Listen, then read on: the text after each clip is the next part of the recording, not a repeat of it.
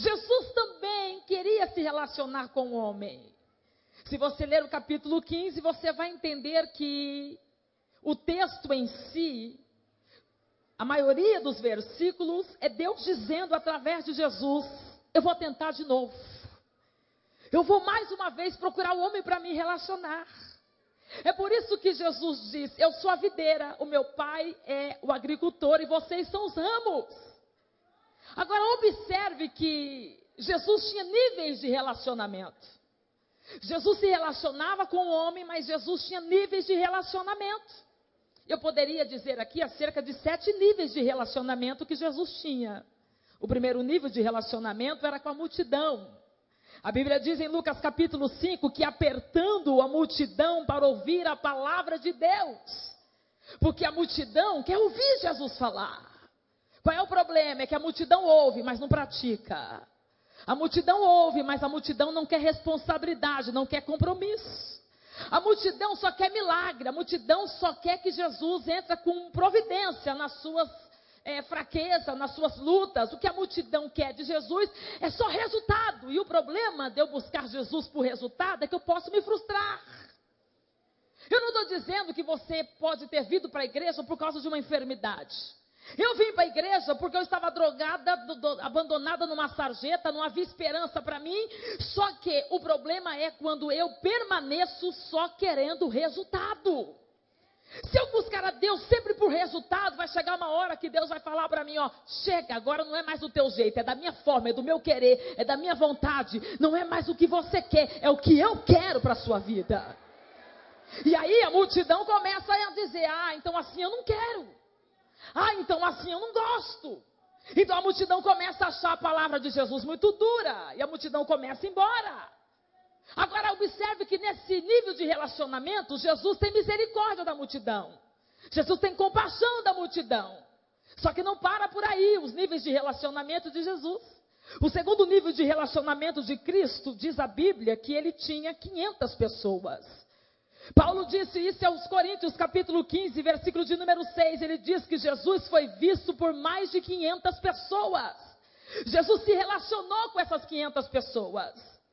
Só que, quando Jesus disse para eles, ficai em Jerusalém, até que do alto sejais revestidos de poder, 380 desistiram. Por que 380 desistiu? Porque é difícil você buscar por uma coisa que você não sabe o que é. O que eles buscavam? Lucas capítulo 24, versículo 49, diz que eles oravam assim: estamos aqui por causa da promessa, nos envia a promessa. E os dias vão passando e um começa a dizer para o outro, mas como que é a promessa? A gente não sabe, a gente só sabe que é uma promessa. Mas ela vem como? Ela vem em caixa, ela vem vestida de alguma coisa, ela vai vir através da política, ela vai vir através da economia. Como é que vai ser essa promessa? A gente não sabe, a gente só sabe que a gente tem que ficar aqui, permanecer aqui, até que do alto venha se cumprir. O problema é que 380 tem dificuldade de esperar no que vem de cima. 380 é materialista, só quer tocar para crer. Se eu não ver, eu não creio. Então esse tipo de pessoa não consegue permanecer.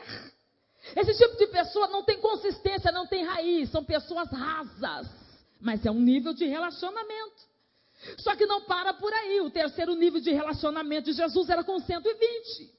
Se 380 desistiram, 120 permaneceram firmes. Porque se tem uma coisa que agrada ao céu, é quem não desiste, é quem não abre mão, é quem está determinado, é quem tem certeza, é quem não deixa por nada.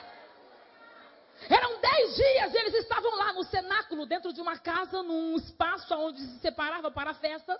Eles estão lá orando e dizendo, Senhor, manda-nos a promessa, envia-nos a promessa. A ponto de um grande homem que estudou acerca desse dia, dizendo que eles oravam com tanta intensidade que o suor saiu do corpo e foi para as paredes. Dr. David Umbardi diz que eles não tinham força para ficar nem de pé nem de joelho.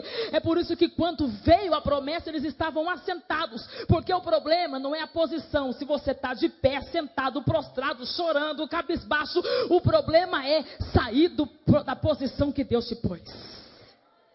O problema é abandonar o posto que Deus te colocou. É um nível de relacionamento. Mas não para por aí, porque a Bíblia diz ainda que Jesus tem um quinto nível de relacionamento, o qual? Os 12 discípulos. Você vai ver isso em Marcos capítulo 3, versículo 16. A Bíblia diz que era Pedro, era Tiago, era irmão, que era João, era André, era Filipe, era Bartolomeu, era Mateus, era Tomé, era Tiago, que era irmão de Jesus, era Tadeu, Simão, Zelote e Judas.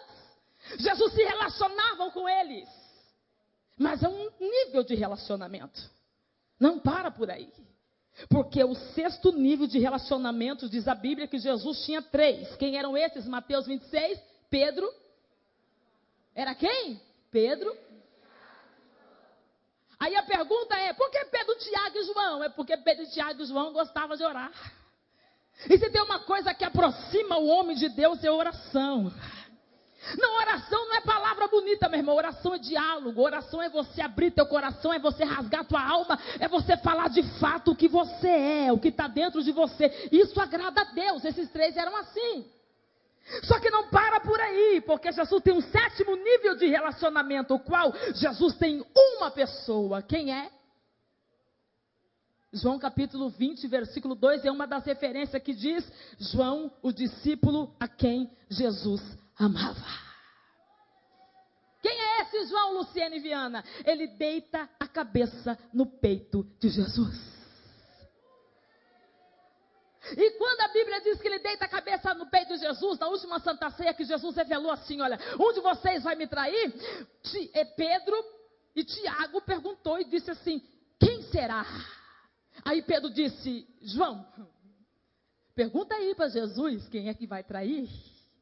Porque João tem um nível de relacionamento íntimo com Jesus. Deixa eu explicar uma coisa para você. Deus está dizendo, eu quero me relacionar. Será que tem espaço para um relacionamento entre eu e você? Por que Deus quer se relacionar? Porque relacionamento gera intimidade. Quando a gente se relaciona com Deus, a gente fica íntimo de Deus. Diga comigo, íntimo de Deus.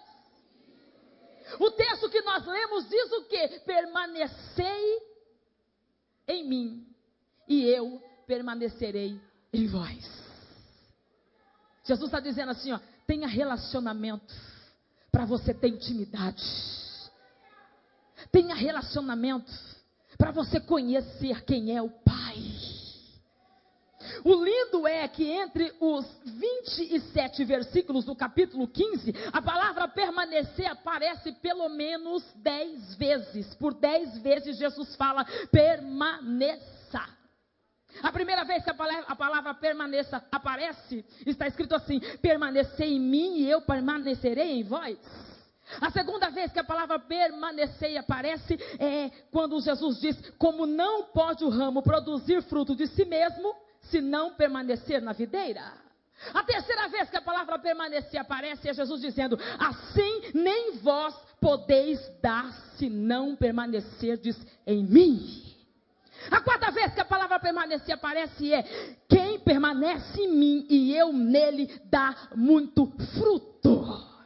A quinta vez que a palavra permanecer aparece diz assim, se alguém não permanecer em mim, será lançado fora. A quinta vez, a sexta vez que a palavra permanecer aparece, Jesus está dizendo, se permanecerdes em mim e as minhas palavras permanecerdes em vós, conhecereis o Pai. A sétima vez que a palavra permanecer aparece é Jesus dizendo, como o Pai me amou, também eu vos amei, permanecei no meu amor. A oitava vez é Jesus dizendo, se guardardes os meus mandamentos, permanecerei no meu amor. A nona vez Jesus diz assim, assim como eu tenho guardado os mandamentos de meu Pai, e no seu amor também eu permaneço. 10ª vez Jesus diz assim, se eu vos designei para que vades e dê fruto, e o vosso fruto permaneça. Por que a palavra permanecer aparece tanto? Porque a palavra permanecer é um verbo predicativo, intransitivo, que significa continuar sendo, prosseguir por ser, conservar-se em ser. Não, você não entendeu? Jesus está dizendo, mais do que ter, eu quero que você seja. Porque para Deus é mais importante ser do que ter. Porque se eu sou, é uma consequência ter. Se eu sou, automaticamente eu vou ter. Eu não preciso ter para ser, eu preciso ser para ter. Não, vou falar de novo. Jesus está dizendo, você não precisa ter para ser, você precisa ser para ter. O que Jesus está dizendo? Eu quero que você seja. Eu quero que você seja e continue sendo, que você prossiga em ser, que você conserve em ser.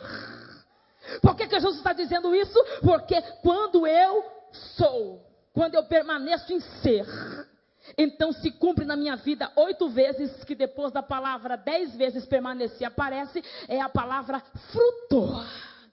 Jesus está dizendo, só tem um jeito de você ter fruto, é se você ser. Só tem um jeito de você produzir fruto, é se você ser. Só tem um jeito de você se conservar, é se você ser. Fruto não vem se eu tiver, fruto vem se eu for.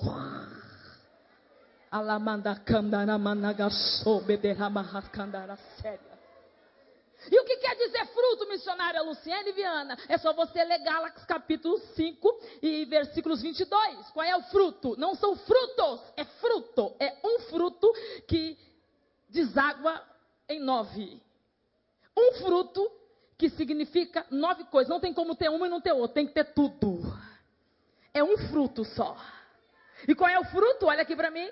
O fruto do Espírito é amor, alegria, paz, longanimidade, benignidade, bondade, fidelidade, mansidão e domínio próprio. Não, é bonito falar. Difícil é produzir isso aqui.